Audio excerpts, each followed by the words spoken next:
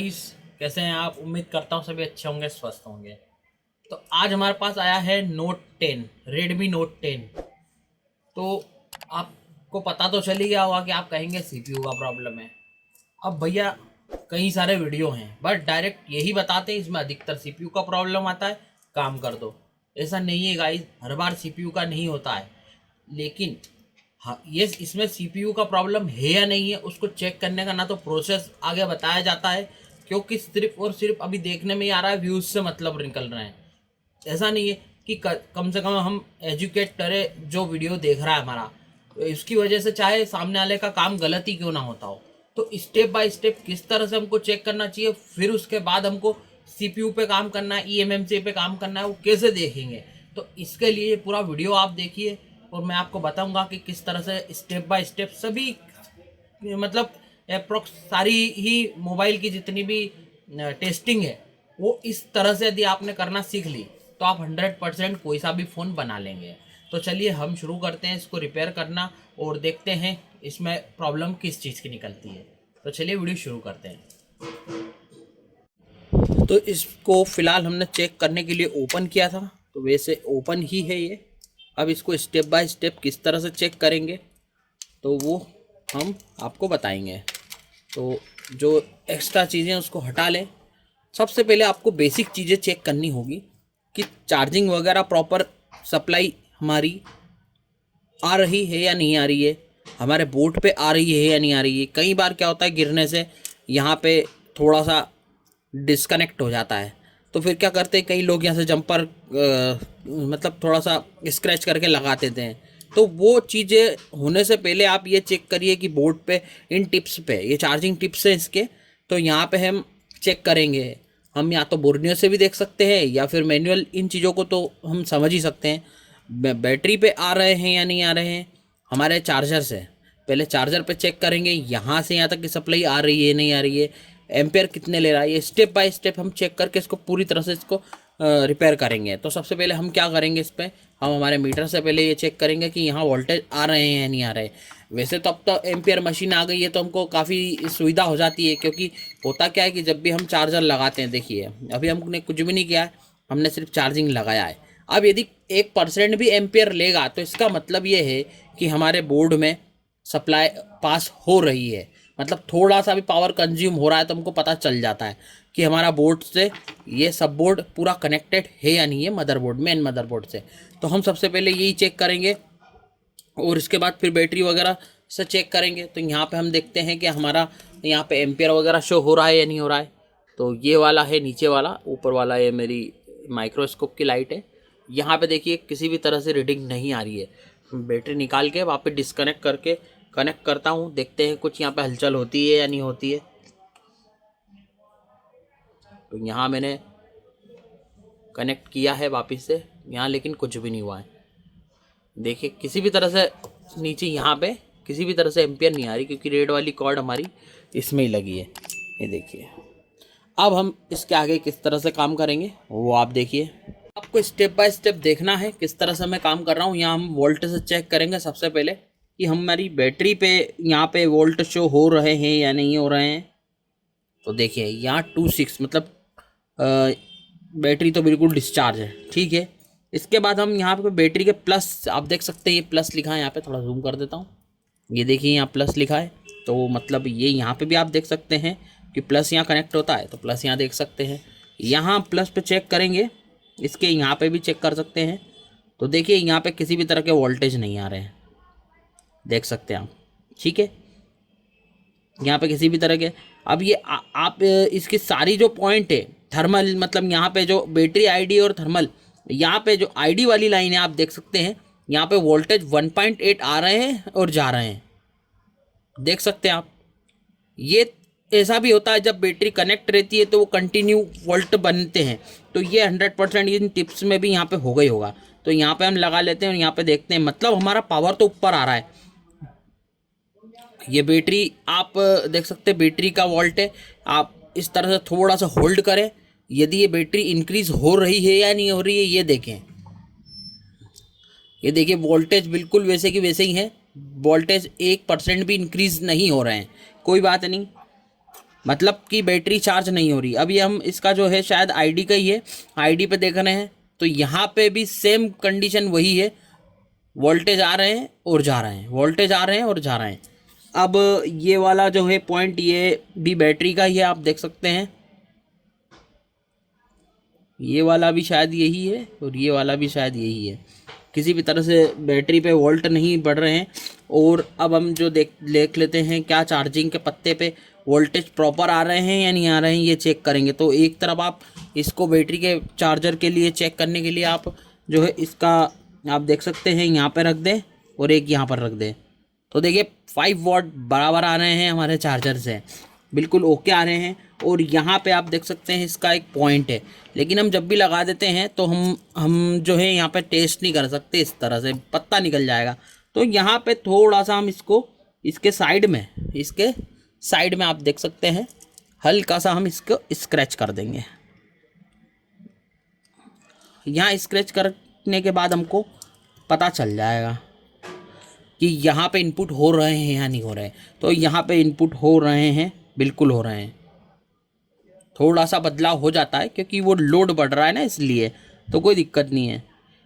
अब एक चीज़ आप देखा है आपने यहाँ 1.8 की सप्लाई, इससे पता चल जाता है कि हमारी पावर आईसी 1.8 का वोल्ट बना रही है।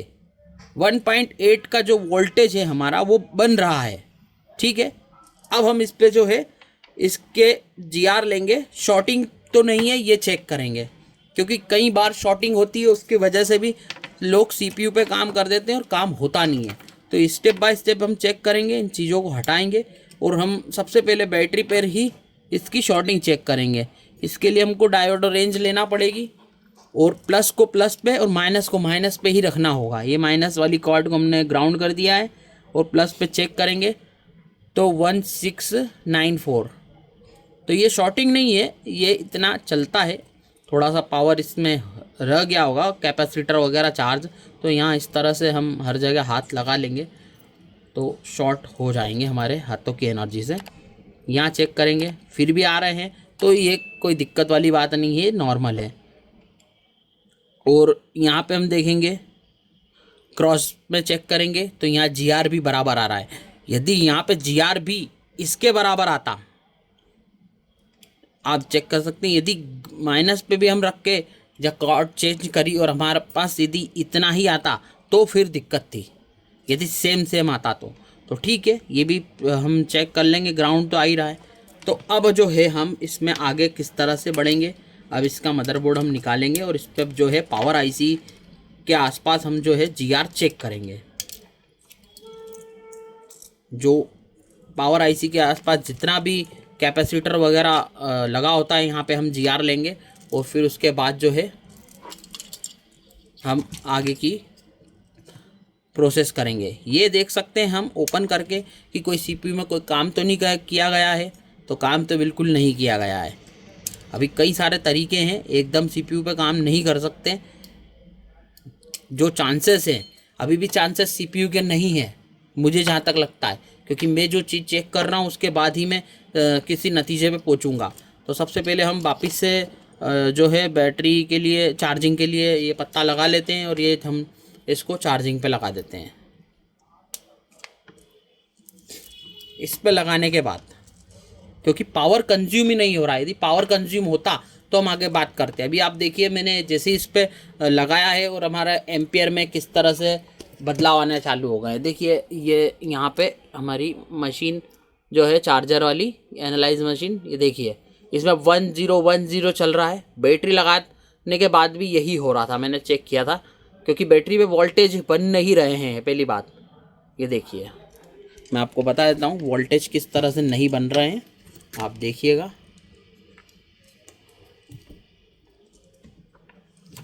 देखिए मैं आपको बता देता हूँ, क्योंकि वोल्टेज यहाँ पे बनते तो एम्पियर लेने लग जाता हमारा जो है चार्जर, लेकिन यहाँ पे प्लस पे किसी भी तरह से वोल्टेज नहीं बन रहा है। ये देखिए बस इस तरह से बन रहे हैं, लेकिन चार्जिंग नहीं हो रहा है। ये इनसफिशिएंट, इसमें जो है वोल्टेज आ रहे हैं वो इनसफिशिएंट है, इतने कम आते हैं, कम आ रहे हैं, इससे ज़्यादा आते हैं, 4 के करीब आते हैं वोल्ट। तो देखिए ये एक जैसा भी करंट नहीं रह पा रहा है। जैसा हमारा 1.7 की लाइन ड्रॉप हो रही है बार बार। मैं 1 मिनट, सॉरी, सबसे बड़ी गड़बड़ी है मीटर में यही होती है कि हमको चेंज करना पड़ता है। ये देखिए यहाँ पे।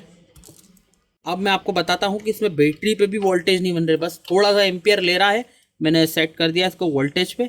आप देख सकते हैं यहाँ पे हमने तो चेक किया था 5 वोल्ट बन रहे हैं, ये देख सकते हैं। ठीक है, अब हम बैटरी पे चेक करते हैं तो यहाँ पे देखिए बैटरी पे वोल्टेज ही नहीं आ रहे, ये देख सकते हैं आप। यदि वोल्टेज आते तो हमारे एम्पेयर मशीन कंज्यूम करती हुई ज़्यादा वोल्ट उसके एम्पेयर बढ़ जाते तो हमको पता चल जाता और फ़ोन हमारा चालू ही हो जाता। लेकिन यहाँ पे किसी भी तरह से एम्पेयर नहीं आ रहे हैं। अच्छा, यहाँ पे 1.8 की सप्लाई अभी भी बंद चालू हो रही है। ठीक है, तो अब जो है हम क्या करेंगे कि यहाँ पे हमारी पावर आईसी लगी है, आप देख सकते हैं पीएम आईसी लगी है। तो अब यहाँ पे हम किस तरह से जीआर लेंगे। तो हम जीआर नहीं ले रहे, हम डायरेक्ट इस पर वोल्टेज चेक कर रहे हैं। जीआर लेंगे तब जब शॉर्टिंग होती तो हम जीआर भी लेते हैं, ले भी लेंगे, कोई दिक्कत नहीं है, आपके लिए वो भी कर देंगे। तो सबसे पहले तो हम या तो स्कीमेटिक है हमारे पास बोर्नियो का, तो हम उसको देख के कर लेते हैं कि कहाँ कहाँ पे जीआर लेना चाहिए। फिर भी मैं आपको एक बार इसका हार्डवेयर जो सॉल्यूशन है वो बता देता हूँ। तो हम हार्डवेयर सॉल्यूशन पे एक बार नज़र घुमा लेते हैं, फिर उसके बाद हम इस पर वापस आते हैं। तो ये देखिए, ये है इसका नोट 10 का। तो जो चार्जिंग से कई बार समस्या आती है, तो हम पहले चार्जिंग के सेक्शन को समझेंगे। तो देखिए यहाँ पे जो चार्जिंग का हमारा जा रहा है, देखते हैं। तो ये कुछ इसकी लाइनें हैं, आप देख सकते हैं। USB वी बस की हम चेक करेंगे लाइन अभी तो फ़िलहाल। तो ये देखिए इसके सारे जो कनेक्शन है वो हमारी PM से जा रहे हैं। यहाँ पे देखिए ये OVP लगा है और एक डबल OVP भी लगा हुआ है, इसलिए प्रोटेक्शन के लिए, ताकि आगे प्रॉब्लम ना हो। और ये येलो वाला जो आप देख रहे हैं ये VPH के लिए होता है। मैं कुछ आपको टिप्स बताऊंगा कि यदि CPU की प्रॉब्लम है या नहीं, वो कैसे देखेंगे।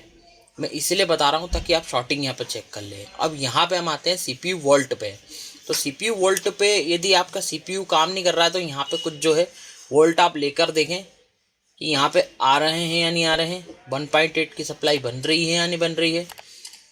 वी रेक की जो सप्लाई 1.8 देखिए, और एक जो है ये 3.1 वी रेक की ही है।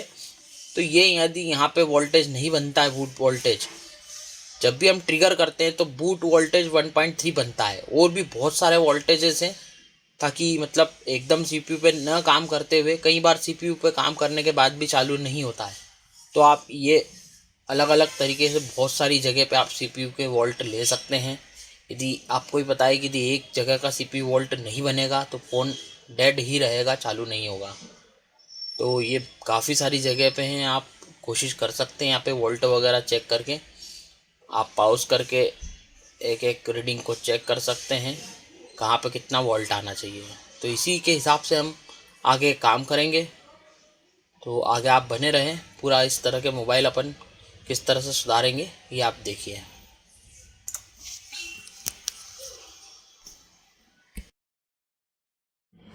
हार्डवेयर टूल देखने के बाद हम सबसे पहले जो है चार्जिंग देखेंगे, क्या हमारी पावर आईसी में इंटर कर रहा है या नहीं पावर इंटर कर रहा है। फिर उसके बाद हम आगे चलेंगे। तो यहाँ से आप देख सकते हैं कि लास्ट यहाँ पे जो है हमारी वी बस का चेक करना है कि यहाँ पे आ रहे हैं कि नहीं। देखिए तो हमको सब पता चल जाएगा कि OVP से और प्रोटेक्टर से होते हुए यहाँ पे आ रहा है, मतलब इंटर हो रहा है जो है पावर आईसी के अंदर। अब आप जितनी भी जो यहाँ पे हमारी बक कॉइल है, इन पे थोड़ा सा पेंट रहता है, उनको हटा हटा के आप देख सकते हैं।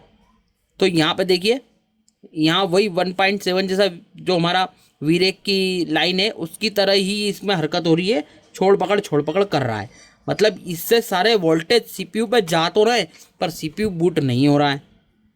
देख लेते हैं हम, यही होगा हर जगह, यही होगा। मैं आपको बता दूं, आप देख सकते हैं, ये देखिए यदि शॉर्टिंग होती कहीं पे भी पावर आईसी के सेक्शन में, वीरेक की लाइन में या XYZ जो भी इंपॉर्टेंट लाइन है जो मैंने आपको बताई है, इन और आउट में भी वो यदि वो मतलब शॉर्टिंग होती तो हमारा कुछ ना कुछ गर्म होता है। यहाँ पे कंपोनेंट वगैरह हमको गर्म होते हुए दिखते और यहाँ पे जो है इस तरह से वोल्टेज एक्टिवेट होते ही नहीं, क्योंकि जहाँ आईसी शॉर्ट हो जाएगी तो इस तरह से वोल्टेज एक्टिवेट नहीं होंगे। ये आपको बताते चलूँ।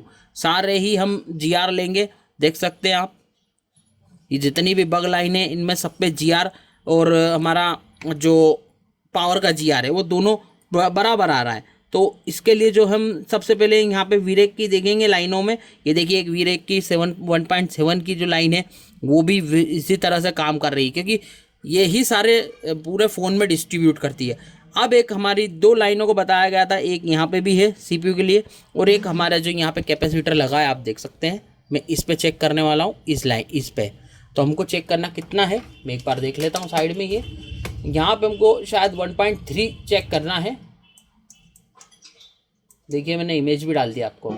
जो C1113 कैपेसिटर यहाँ पे लगा है, वीरेक की लाइन चेक करना है। 3.1 वोल्ट हमको मिलेंगे और इसके साइड में एक ऊपर जो है ये देखिए 1.8 की लाइन हमको यहाँ पे वीरेक की मिलेगी। तो यहाँ पे दो वीरेक की लाइन अलग अलग है। तो सबसे पहले हम जो है वोल्टेज चेक करेंगे, क्या सीपीयू ये आउट वोल्टेज है, क्या यहाँ पे निकल रहे हैं या नहीं निकल रहे हैं। तो गाइज यहाँ देखिए सीपीयू के आउट वोल्ट नहीं निकल रहे हैं, यहाँ पे आउट वोल्ट नहीं बन रहे हैं।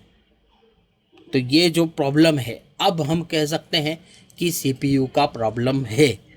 हवा में नहीं कहना हमें, हवा में बिल्कुल भी नहीं कहना है। और यहाँ पे जब हमारा 1.7 का बन रहा है तो ऑब्वियसली यहाँ पे भी हमको मिलेगा ही मिलेगा, क्योंकि सभी लाइनें 1.8 की लगभग जो इन सीपीयू में जाती है वो एक जैसी ही होती है। लेकिन यहाँ पे हमको जो आउट वोल्ट मिलना चाहिए वो हमें नहीं मिल रहा है, देख सकते हैं। तो अब इसमें हम सीपीयू पे काम कर सकते हैं। तो इस तरह से पूरा प्रोसेस होता है, पूरा चेक करना पड़ता है, फिर उसके बाद ही हम किसी नतीजे पे पहुंचते हैं। ऐसे हवा में तीर चलाने से कुछ नहीं होता है गाइस, इसको आपको पूरा स्टडी करना ही पड़ेगा, फिर आप उसके बाद आप किसी नतीजे पे पहुंचेंगे। तो चलिए अब हम इसकी सीपीयू पे काम करना शुरू कर देते हैं। सीपीयू पे काम करने से पहले गाइस मैं मेरी कुछ मार्किंग करना चाहता हूँ, ताकि किसी को भी इस तरह से न लगे कि भैया कुछ गड़बड़ करते हैं या कुछ मदरबोर्ड वगैरह बदल लेते हैं।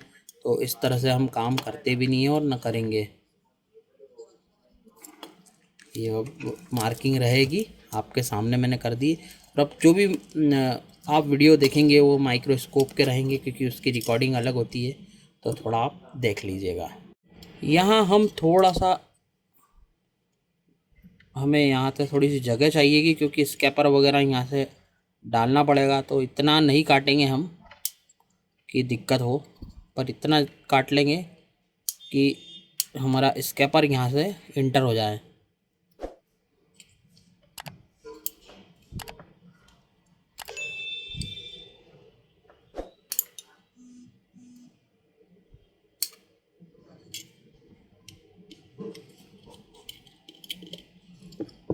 यहाँ से, क्योंकि हम जब भी काम करेंगे तो इस तरह से यहाँ से जगह हो जाएगी, यहीं से रहती है इतनी ही जगह, ये काफ़ी अच्छी रहती है। बाकी यहाँ बारीक बारीक आप कंपोनेंट देख सकते हैं, तो आपके हिसाब से आप काम कर लीजिए।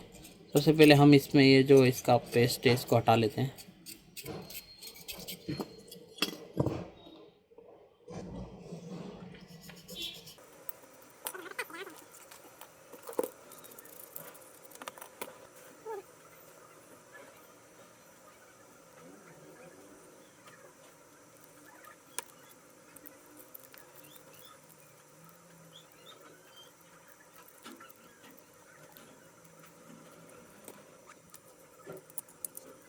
तो आप गाइस आप देख सकते हैं कि इसको हमने पूरी तरह से प्रोटेक्ट कर लिया है। ईएमएमसी पे ज़्यादा हीट नहीं लगना चाहिए। अभी हम जो इसके आसपास की ग्लू कटिंग करेंगे 280 290 की हीट पर, और एयर रखेंगे हम 40-45 पर, ठीक है। और अब आप माइक्रोस्कोप का भी व्यूज़ देख पाएंगे ऊपर। तो चलिए शुरू करते हैं।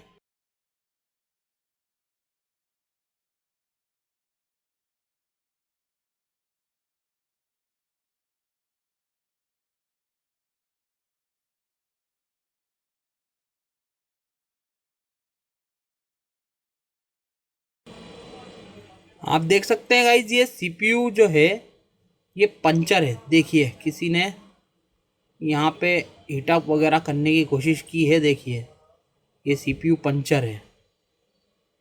क्योंकि इसमें साइड से आप देख सकते हैं लिक्विड आएगा। मैं थोड़ी सी हीट अप इस पर बढ़ा रहा हूँ, देखिए इसमें लिक्विड बाहर आने लगेगा।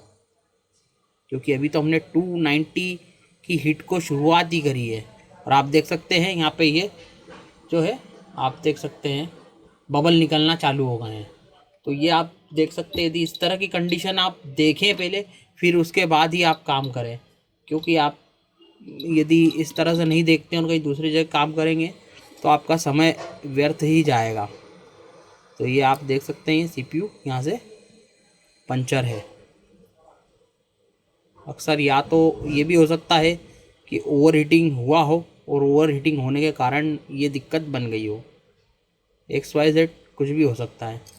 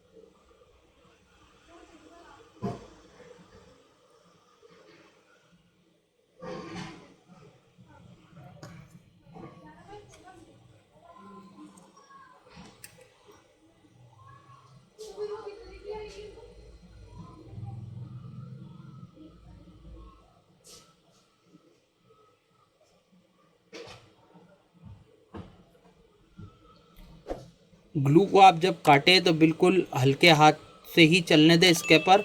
नहीं तो आपने यदि ज़्यादा ही ज़ोर से चलाने की कोशिश की तो प्रिंटें जो सीपीयू से eMMC तक जा रही हैं वो आपकी कट जाएंगी, तो आपको बहुत ज़्यादा प्रॉब्लम हो जाएंगी। वो फिर बार बार नहीं बन पाएंगी प्रिंटें। तो आप इस बात का ध्यान रखें बिल्कुल।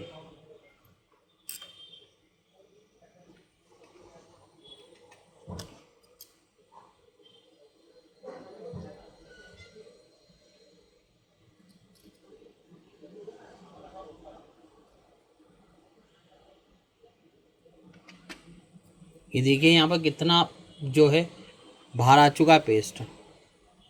तो इसका मतलब ये है कि इस पे जो है हीटअप ज़्यादा हुआ है सीपीयू, इसकी वजह से लीक कर गया है सीपीयू। अब हम इस पे जो है 360 की हीट रखेंगे और इसमें एयर रखेंगे हम 70 के करीब।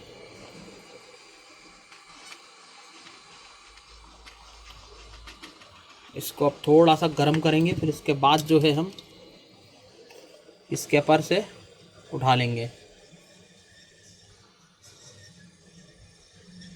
एक जगह नहीं रुकना है, एक जैसा चलते रहने देना है।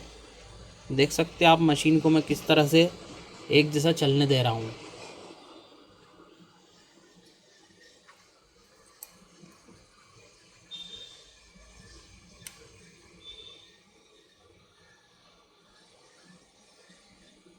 ज़बरदस्ती नहीं करना है हमें, नहीं तो सीपीयू की लेयर वगैरह सीपीयू डैमेज हो सकता है। जब नरम हो जाएगा अंदर का सोल्डर तो अपने आप इस कैपर जाने लगेगा। ये देखिए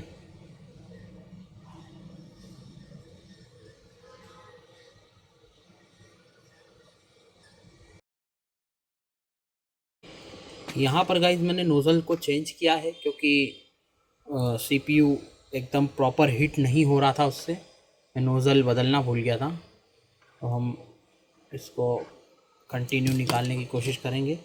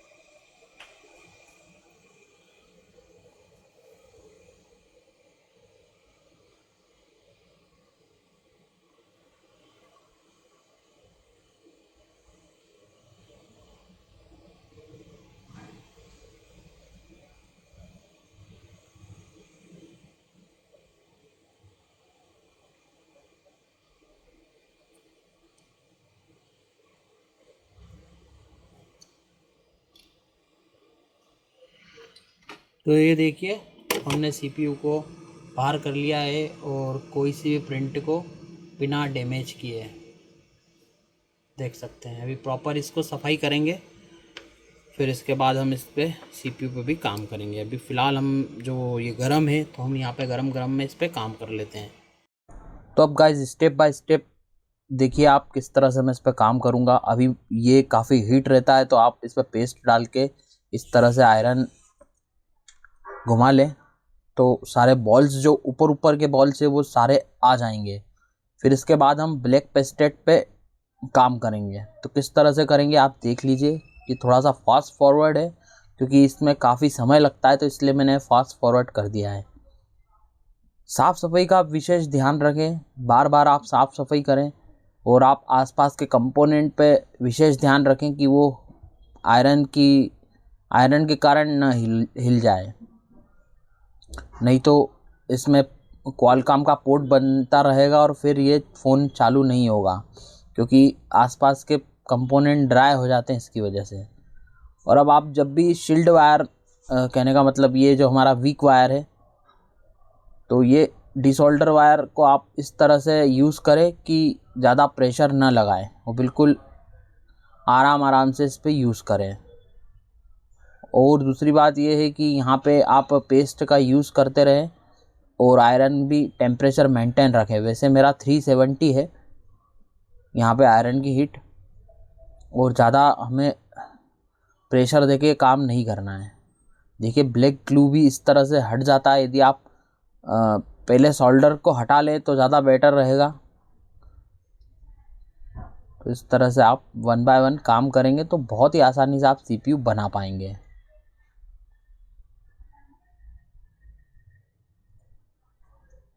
आगे आप वीडियो देखिए हम किस तरह से इसको करेंगे। मेरे इन टिप्स से आप कोई सा भी सीपीयू आसानी से बना पाएंगे।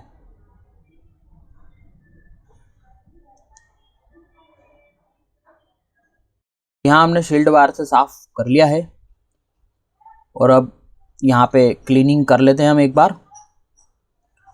और अभी आसपास जो है ग्लू लगा है तो उसको किस तरह से हटाना है वो अब आप देखिए मैं किस तरह से हटाता हूँ। जितनी साफ़ सफाई अच्छे से करेंगे काम आप, तो उतना अच्छे से आपसे काम होगा। अब हमें हीट 280 पे रख लेना है और एयर 50 पे रख करके हमारे स्केपर से जो आइट साइड का ग्लू है उसको हटा लेना है, नहीं तो क्या होगा कि सीपीयू फिर ठीक से बैठेगा नहीं। और आप यहाँ पे इस तरह से आड़ी ब्लेड चलाएं और आसपास के कंपोनेंट पे दिक्कत ना हो, इस बात का आपको ध्यान रखना है। काफ़ी आसान है क्योंकि जब ग्लू निकल जाता है, बाकी जब थोड़ा आसपास का बचा रहता है तो वो भी आसानी से निकल जाता है।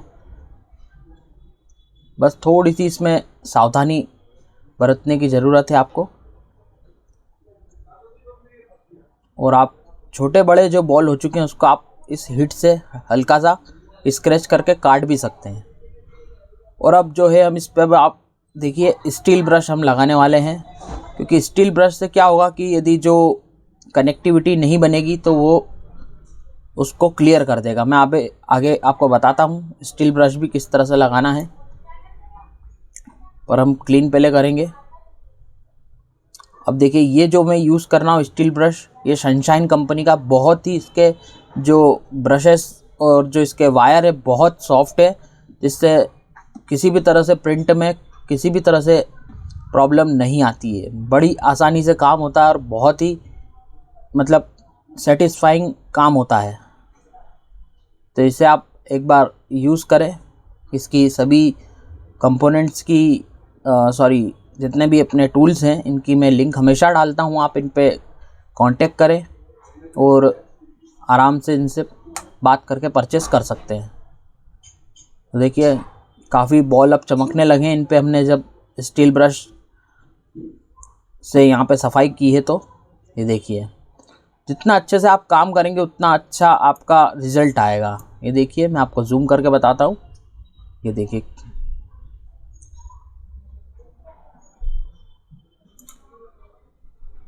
तो गाइस अब हम जो है इसको सीपीयू को बनाएंगे। सीपीयू को पहले फिक्स कर लेंगे और जितना भी ऊपर ऊपर से आयरन लग रहा है हम उतना पहले इसको क्लीन कर देंगे।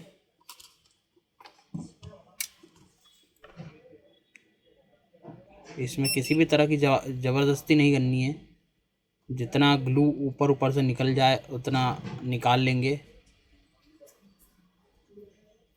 क्योंकि आयरन लगाते लगाते ही जो है वो लूज़ होने लग जाता है।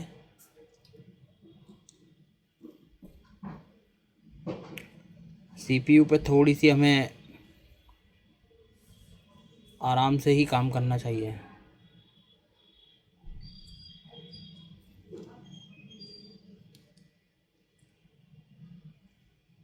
जितना ऊपर ऊपर से देख सकते हैं आप, ये निकल चुका है इसका सोल्डर। तो अब गाइज इसकी भी सेम उसी तरह से क्लीनिंग करनी है जिस तरह से हमने सीपीयू की पैड की थी। तो देखिए जहाँ जहाँ आप ग्लू निकाल सकते हैं वो इस तरह से आप निकाल दें।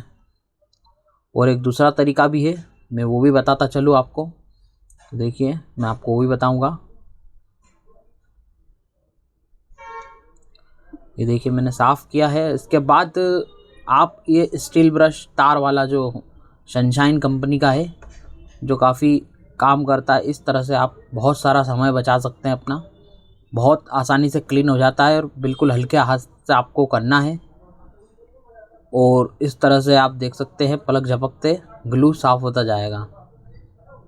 जहाँ हार्ड यदि ग्लू हो तो वहाँ पे आप ब्रश ज़्यादा न चलाएं, नहीं तो सीपीयू डैमेज हो जाएगा।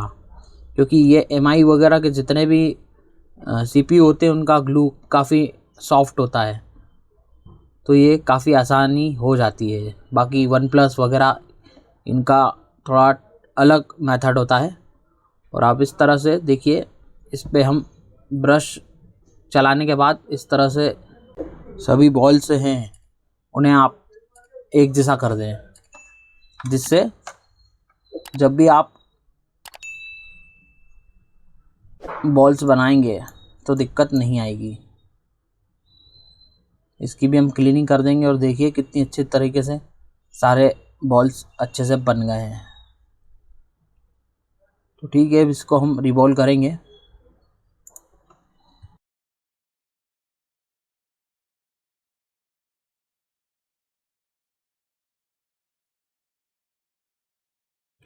तो सीपीयू भी हमारा बिल्कुल आप देख सकते क्लीन कर लिया है स्टेप बाय स्टेप, और शांति से काम करोगे तो बिल्कुल अच्छे से होगा। तो आप देख सकते हैं ये सीपीयू हमारा 6150 है, ठीक है, क्वालकॉम का है 6150। तो इसके लिए स्टेंसिल भी 6150 ही लेना होगी। सीपीयू की जो डिज़ाइन है उसकी डिज़ाइन के बराबर इसको रख के आराम से बना सकते हैं हम कोई सी भी आईसी। इस तरह से हम यहाँ पे यूज़ कर रहे हैं फोंगकोंग का जो है 183 डिग्री का, देख सकते हैं आप, ये सबसे बेस्ट है। तो हम इसी पेस्ट से बनाएंगे। तो सबसे पहले हम जो है स्टेंसिल किस तरह से सेट करेंगे वो आप माइक्रोस्कोप पे देखें।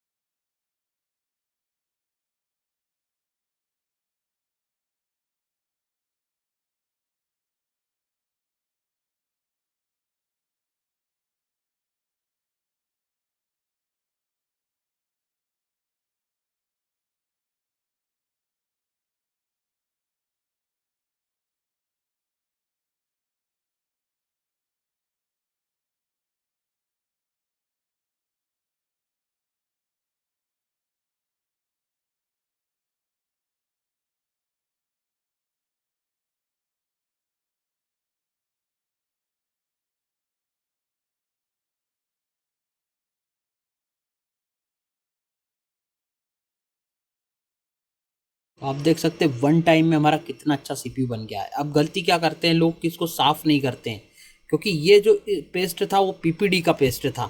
सबसे बड़ी दिक्कत यही होती है, जब लगाते हैं तो पेस्ट फिर और दूसरा भी लगाया जाता है, तो पेस्ट की जो लेयर है आपस में उनकी बॉन्डिंग ठीक से नहीं हो पाती है। फिर वो क्या होता है कि बॉल्स इधर उधर एक दूसरे से जुड़ जाते हैं। तो आप ये गलती ना करें, यदि इसका पेस्ट लगा है तो इस पर आप बिल्कुल क्लियर कर दें, क्योंकि ओल्ड पेस्ट हटाना बहुत ज़रूरी है। यही गलती होती है, फिर बार बार आप प्रयास करते रहते हैं और आप फिर सीपीयू का काम हो नहीं पाता है। तो इस चीज़ से थोड़ा सा यदि आप बचेंगे और थोड़े से मेरे टिप्स फॉलो करेंगे तो आप हमेशा सीपीयू परफेक्टली बना भी पाएंगे और आप काम भी एक ही बार में हो जाएगा। तो ये बिल्कुल हमारा क्लीन हो चुका है, इस पर हम एक बार हीट कर देंगे।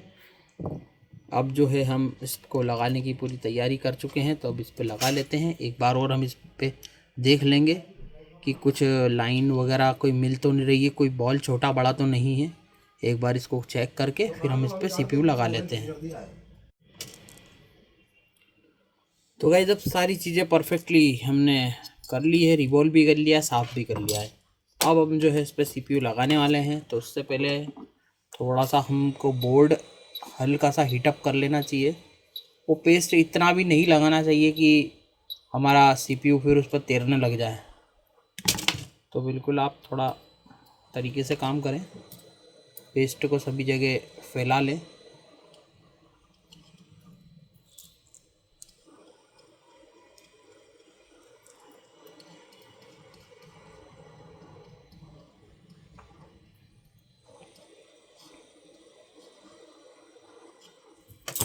और सीपीयू की जो पोजीशन जिसे हमने निकाला था, या तो आप डॉट रखें या फिर आप देख सकते हैं कि इसकी डिज़ाइन के हिसाब से आपको कोई गलत तरीका तो इसका बिल्कुल भी नहीं है। और आप देख सकते हैं ये वाला जो पॉइंट है, एक ये वाला पॉइंट है, तो इसको आपको मेजर करना है। इसके हिसाब से इसमें हमको सेट करना है। ये देखिए एक यहाँ पे है, एक यहाँ पे, एक यहाँ पे, एक यहाँ पे भी होता है, वो थोड़ा सा हमें स्क्रैच करना होगा। ये जब आपके पूरा परफेक्टली बैठ जाता है, तीनों अलाइनमेंट ठीक से हो जाती है, तो आप बिल्कुल इस पे आप हिटअप कर दें। मैं नोज़ल चेंज कर लेता हूँ, क्योंकि ये बड़ी वाली नोज़ल इसमें हमको यूज़ करना होगी।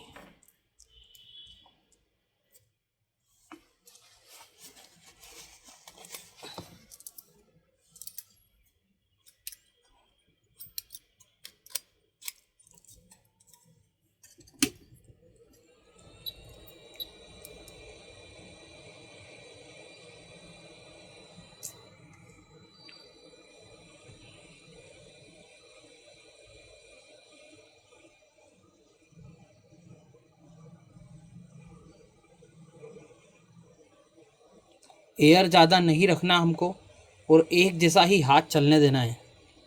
वही हीट पे हम यूज़ कर रहे हैं 350 पे, 350, 360 इसके आसपास आप रखें। और एयर को 45 या 50, ज़्यादा से ज़्यादा 50, इससे ज़्यादा ना करें, नहीं तो आपका सीपीयू इधर उधर हिलेगा। और यदि आपने बड़ी नोज़ल लगा रखी है तो फिर यदि आपकी प्रैक्टिस है कि आप थोड़ी ज़्यादा एयर पे कर सकते हैं तो 60 तक कर दें। एयर 60 का ना,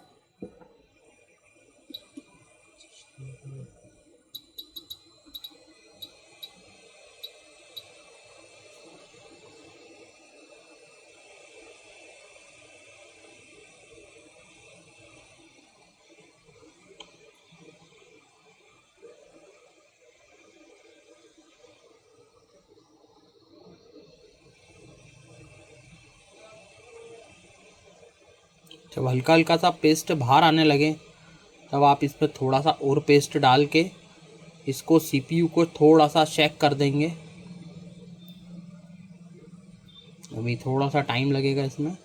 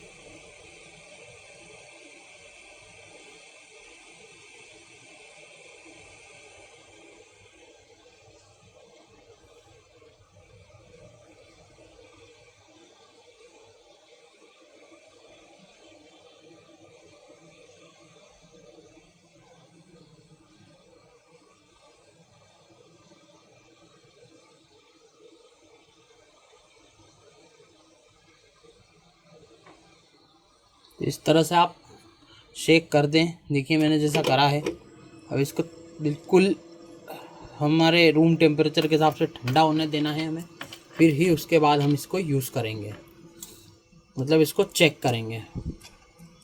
बहुत ठंडा हो गया है और अब इसको हम चेक कर लेते हैं। ये हमें हटाना होगा।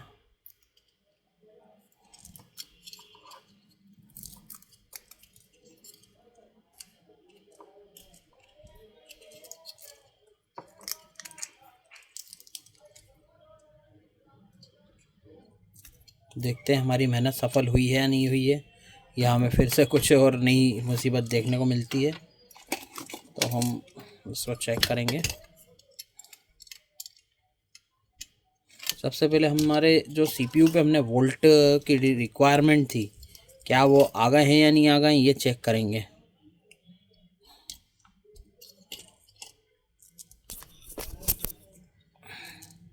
अब गाइज हम वहाँ वोल्ट चेक करेंगे जहाँ हमें चेक करना था। देखिए हमने यहाँ पे कॉर्ड लगा दी है। सबसे पहले जो सीपीयू में आउट वोल्ट चेक करते हैं, क्या यहाँ से हमें 3 वॉट मिले हैं या नहीं मिले हैं। अभी हमने डायरेक्ट चेक नहीं किया है, लेकिन हमें जो चीज़ें चेक करना चाहिए वो होना चाहिए। तो सबसे पहले हम इस कैपेसिटर पे 3 वॉट चेक करेंगे। देखिए फिर से इमेज लगा दी और ये देखिए गाइस, यहाँ पे 3 वॉट आउट हो चुके हैं, मतलब हमारा सीपीयू वर्किंग करने लग चुका है। इसका मतलब कि हमारे जितने भी वोल्टेज फ्लक्चुएट हो रहे थे, अब वो स्टेबल भी हो गए होंगे। तो देखिए यहाँ देखिए गाइस, बग वोल्टेज बिल्कुल स्टेबल हो गए हैं और ये 100% फ़ोन हमारा ऑन होगा ही होगा। तो इस तरह से आप स्टेप बाय स्टेप चेक करें, 100% आपका काम बनेगा ही बनेगा। देखिए ये वही बोर्ड है, साइन भी है। और देखते हैं क्या हमारा काम बना है या नहीं बना है। बैटरी काफ़ी लो थी तो हो सकता है थोड़ा सा समय लग जाए, लेकिन हम देखते हैं क्या हमारा फ़ोन हुआ है चालू है नहीं हुआ है। और ये देखिए गाइस, फ़ोन हमारा बिल्कुल ओके हो गया है, फ़ोन चालू हो चुका है।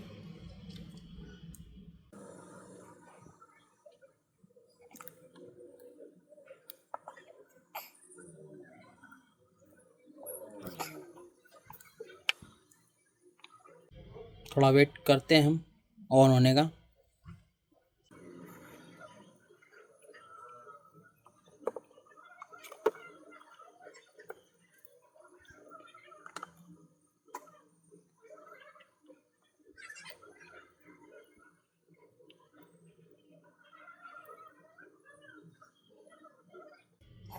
और ये देखिए ऑन हो रहा है। काफ़ी टाइम इसको बार बार रीस्टार्ट होते हैं ना, तो क्या होता है कि जो अंदर की सिस्टम की फ़ाइल रहती है वो फिर से रिकॉग्नाइज होती है। इसलिए कई बार ऐसा ना करे कि उसको टाइम दे बढ़ने का, ऐसा ना करे कि उसको एकदम आप और कुछ काम करें। तो देखिए हमारा फ़ोन ऑन हो गया है और यहाँ पे वर्किंग भी कर रहा है। वो कस्टमर का डेटा भी होगा, वो भी बिल्कुल बच चुका है। बैटरी लो है तो फिर से बंद हो चुका है, शायद बैटरी बिल्कुल ही लो है तो इसके कारण दिक्कत आ रही है।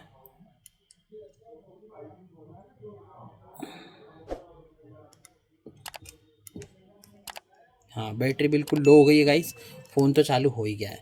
तो देखा, इस तरह से स्टेप बाय स्टेप यदि आप काम करेंगे तो आपका काम बिल्कुल होगा।